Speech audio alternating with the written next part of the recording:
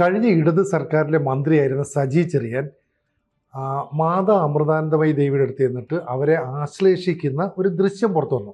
അന്ന് അതിനെതിരെ KM ഷാജി എന്ന് പറയുന്ന മുസ്ലിം ലീഗിൻ്റെ നേതാവ് വളരെ ശക്തമായിട്ട് ആഞ്ഞടിച്ചു. ഒരു മന്ത്രി ഇങ്ങനെ ചെയ്യാമോ, ഇത് വളരെ തെറ്റാണ്, തെറ്റായ സന്ദേശം പകർന്നു എന്നൊക്കെ പറഞ്ഞിട്ട് ആഞ്ഞടിച്ചു. കഴിഞ്ഞ ദിവസം നമ്മുടെ മുഖ്യമന്ത്രി VD സതീശൻ ഇതുപോലെ തന്നെ അമൃതപുരിയിലെത്തി. അദ്ദേഹം അമൃതാനന്ദമയിയുടെ മഠത്തിൽ ചെന്ന് ഭക്ഷണമൊക്കെ കഴിച്ചു. അമൃതാനന്ദമയെ കണ്ടു, അവർ പരസ്പരം ആശ്ലേഷിച്ചു, ഒക്കെ തിരിച്ചു പോന്നു. ഇതേക്കുറിച്ച് KM ഷാജി ഒന്നും പറയുന്നില്ലേ എന്ന് മാധ്യമങ്ങൾ ചോദിച്ചു. മാധ്യമങ്ങൾ ചോദിച്ചു പറയാം അത് മുഖ്യമന്ത്രിയോട് ചോദിക്കൂ എന്ന് പറഞ്ഞിട്ട് പൊട്ടിത്തെറിക്കുന്ന രീതിയിൽ പറയുന്നു. അപ്പോൾ ഒരു നേതാവ്, ഇപ്പം KM ഷാജി മന്ത്രി കൂടിയാണ്. അപ്പം ഇങ്ങനെയുള്ള ഒരാൾക്ക് പല ഘട്ടങ്ങളിൽ പല നിലപാടാണ് ഉണ്ടാകുന്നത്. അല്ല, നിലപാട് ആദ്യം പറഞ്ഞത് തന്നെ പങ്കത്വമാണല്ലോ. കാരണം എന്താന്ന് വെച്ച് കഴിഞ്ഞാൽ ഈ മുസ്ലിങ്ങൾക്കിടയിൽ സ്ത്രീകൾക്ക് വലിയ സ്വാതന്ത്ര്യമൊന്നുമില്ലല്ലോ. അവർക്ക് പള്ളിയിൽ പ്രവേശനമില്ല. അവർക്ക് മറ്റേ സൗദിയൊക്കെ കുറേ കൂടി മാറിയെങ്കിലും ഇവിടെ കൂടുതൽ യാഥാസ്ഥിതികമായിട്ട് വരികയാണല്ലോ. അപ്പോൾ നമ്മളുടെയൊക്കെ ചെറുപ്പകാലത്തൊക്കെ ഇങ്ങനെ ഈ തട്ടമിട്ട് നടക്കുന്ന ആളുകൾക്ക് വളരെ അപൂർവമല്ലേ. ഇപ്പോൾ ഐഡന്റിറ്റി ഇല്ലേ, ഇസ്ലാമിക സ്വത്വം എന്ന് പറഞ്ഞിട്ട് ഇതൊക്കെ അടിച്ചേൽപ്പിച്ചു കൊണ്ടിരിക്കുന്ന ഒരു കാലഘട്ടമാണ്. പല മുസ്ലിം രാജ്യങ്ങളിലൊക്കെ ഇതൊക്കെ എടുത്ത് കളഞ്ഞു കഴിഞ്ഞു. അപ്പോഴും ഇവിടെ കൂടുതൽ ഈ മൊല്ലാക്കന്മാരുടെ പിടി ആഴ്ന്ന് ഇറങ്ങുന്ന പോലെയാണ് നമ്മൾ കാണുന്നത്. അത്തരം മൊല്ലാക്കന്മാരുടെയൊക്കെ ഒരു യാഥാസ്ഥിതിക വക്താവായിട്ട് നിൽക്കുന്ന ഒരാളാണ് KM ഷാജി. മതമാണ് മതമാണ് മതമാണ് പ്രശ്നം എന്നല്ലേ പറയുന്നത്. അപ്പൊ അതുകൊണ്ട് അതിൻ്റെ അകത്തെ തീവ്രവാദികളുടെ ഒരു ഗ്രൂപ്പിന്റെ വക്താവായിട്ട് ഷാജി നിലകൊണ്ട് ആണ് ഇപ്പോൾ എത്തി നിൽക്കുന്നത്. അപ്പോൾ ഒരുപാട് പ്രശ്നങ്ങളിൽ മുമ്പ് ഷാജി പറഞ്ഞത്, ഇപ്പൊ PM ശ്രീ ഇല്ലേ തുടങ്ങി ധാരാളം കാര്യങ്ങളിൽ ഷാജി പുറകോട്ട് പോയിട്ടുണ്ട്. മൊത്തത്തിൽ ലീഗും പോയിട്ടുണ്ട്. അപ്പം മന്ത്രിസ്ഥാനം സംരക്ഷിക്കുക എന്നുള്ളതിൽ ഷാജിയുടെ പ്രധാനപ്പെട്ട ഉത്തരവാദിത്വം. അപ്പം മന്ത്രിസ്ഥാനം സംരക്ഷിക്കണമെന്നുണ്ടെങ്കിൽ മുഖ്യമന്ത്രിയുടെ അനുഗ്രഹാശിസുകളും ഒക്കെ വേണം. അപ്പോൾ പക്ഷേ ഇതിൻ്റെ അകത്ത് ഞാൻ പറയാൻ വന്നത്, ഷാജി ആദ്യം ചെയ്തത് തന്നെ തെറ്റാണല്ലോ. അമൃതാനന്ദമയെ എന്തിനാണ് ഷാജി വിമർശിച്ചത്? ഞാൻ പറയാൻ വന്നത് മുസ്ലിങ്ങൾക്കിടയിൽ ഇങ്ങനെ ഉള്ള ആളുകൾ ഉണ്ടാകാൻ സാധ്യമല്ല. കാരണം എന്താണെന്ന് വെച്ചാൽ സ്ത്രീകൾക്ക് സ്വാതന്ത്ര്യമില്ല. പക്ഷെ നമുക്കാണെങ്കിൽ ഗാർഗി, മൈത്രേയി തുടങ്ങി മുമ്പ് തന്നെ ഈ വേദസംവാദങ്ങൾ ഉണ്ടല്ലോ. വേദസംവാദങ്ങളിൽ തന്നെ സ്ത്രീകൾ പങ്കെടുക്കുന്നുണ്ടായിരുന്നു. മഹർഷിമാർക്ക് ഭാര്യമാരുണ്ടല്ലോ ഇല്ലേ, ജമദഗ്നിയും രേണുകയും ഒക്കെ ഇല്ലേ, അങ്ങനെ ഉണ്ട്. അപ്പൊ അതുകൊണ്ട് മൈത്രേയി, ഇപ്പൊ ഉദാഹരണത്തിന് കുമാരനാശാൻ മൈത്രേയി എന്ന് പറഞ്ഞിട്ടൊരു പുസ്തകം എഴുതിയിട്ടുണ്ട്. അത് നമ്മുടെ വേദങ്ങളിലെ മൈത്രേയിയെ നമ്മുടെ ഹിന്ദു സമൂഹത്തിൻ്റെ ഇടയിൽ അതിൻ്റെ പ്രാധാന്യം കൂടുതൽ വ്യക്തമാക്കാൻ വേണ്ടി തന്നെ തത്വഭൂഷൺ എന്ന് പറഞ്ഞ ബംഗാളി എഴുത്തുകാരൻ്റെ മൈത്രേയി എന്ന് പറഞ്ഞ പുസ്തകത്തിൻ്റെ ഒരു പരിഭാഷ പോലെയാണ് മലയാളത്തിൽ. പക്ഷേ ഈ കുമാരനാശാന് ഈ പറഞ്ഞ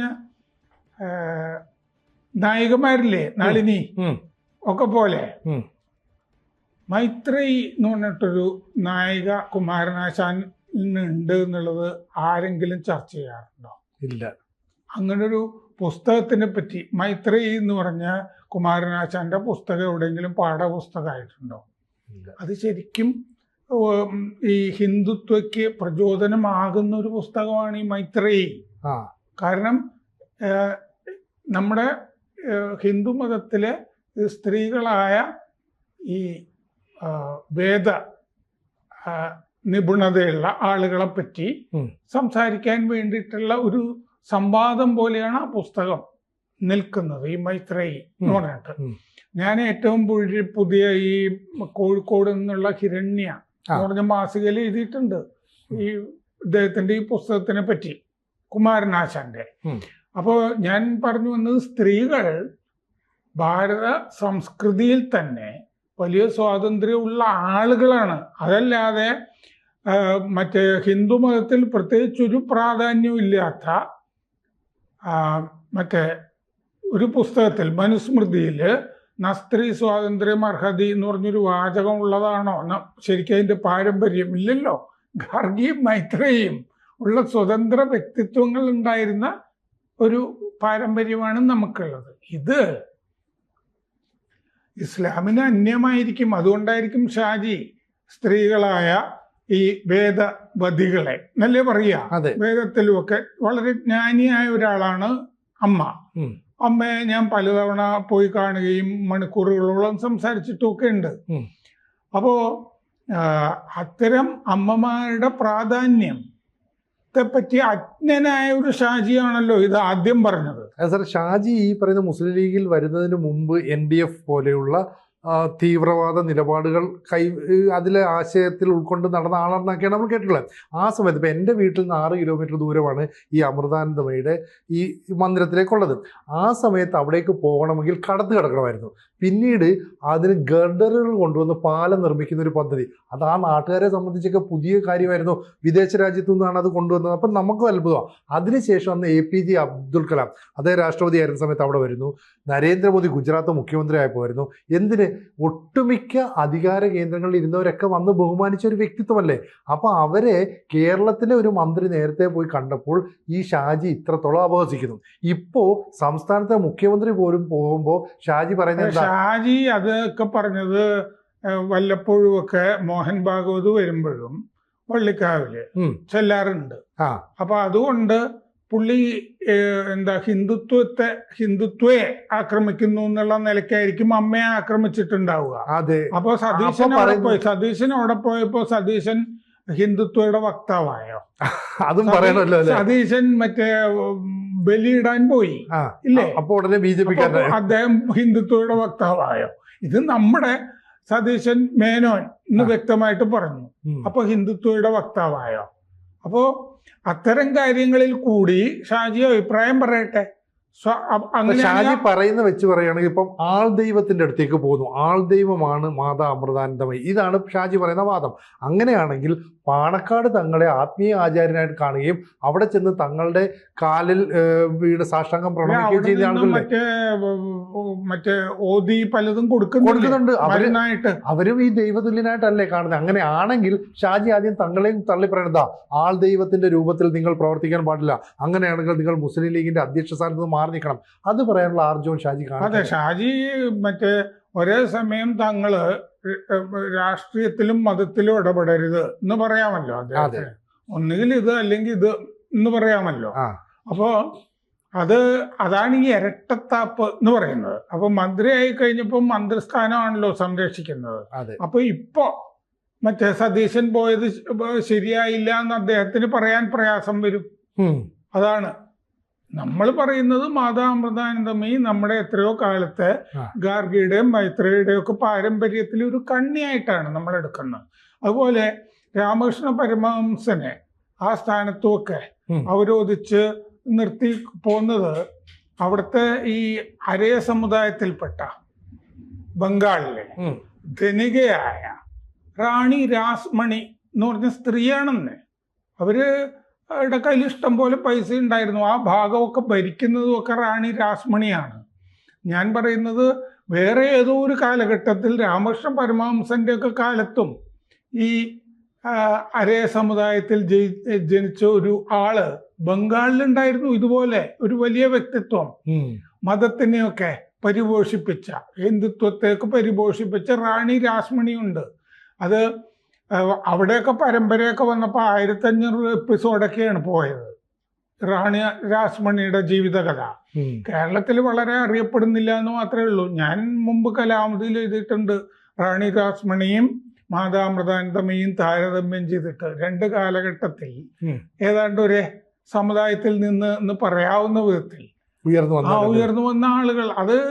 അതൊക്കെ എല്ലാ കാലത്തും അങ്ങനെയാണ്. നമ്മുടെ ഭക്തി പ്രസ്ഥാനം എന്ന് പറയുന്നത് ഇന്ത്യയിൽ 7-ാം നൂറ്റാണ്ട് മുതൽ ഒരു 15-ാം നൂറ്റാണ്ട് വരെ ഒരു 1000 കൊല്ലത്തോളം ഭക്തി പ്രസ്ഥാനത്തിൽ ഉണ്ടായത് മുഴുവൻ എത്രയോ സ്ത്രീകൾ, ഔവയാറിനെയൊക്കെ പോലുള്ള സ്ത്രീകളാണെന്നേ, പാവപ്പെട്ട സ്ത്രീകൾ, ഈ താഴെ എന്ന സമുദായത്തിൽ നിന്നുള്ള ആളുകൾ. അതല്ലാതെ ഈ ഇപ്പോൾ ജിഹാദികളും പിന്നെ ഈ ദളിത് ആക്ടിവിസ്റ്റുകൾ എന്നൊക്കെ പറഞ്ഞിട്ട് ജിഹാദികൾക്ക് വേണ്ടി പ്രവർത്തിക്കുന്ന ചില ആളുകളൊക്കെ ഉണ്ട്. ഇവര് പറയുന്നത് പോലെയൊന്നുമല്ല സംഭവം. വരേണ്യവർഗത്തിന്റെ കയ്യിലൊന്നും അല്ലായിരുന്നു ഭക്തി പ്രസ്ഥാനം 1000 കൊല്ലം ഉണ്ടായിരുന്നത്. മുഗൾ ഭരണം ഉണ്ടായിരുന്നില്ല ഇവിടെ.